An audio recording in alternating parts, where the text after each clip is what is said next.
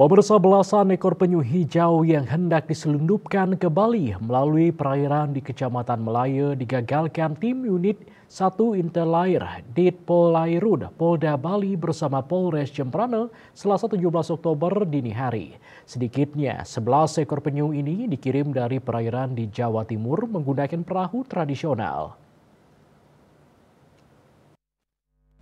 Digagalkannya penyelundupan penyu ini bermula dari informasi selanjutnya dilakukan penyelidikan di perairan di wilayah Gilimanuk hingga Melaya.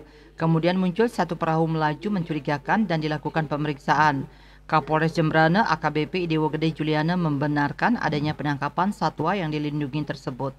Selain penyu dan perahu, polisi juga mengamankan pelaku penyelundupan.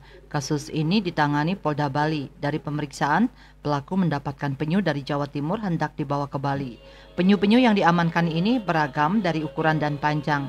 Pelaku penyelundupan diketahui nelayan di wilayah Sumbersari, Melaya.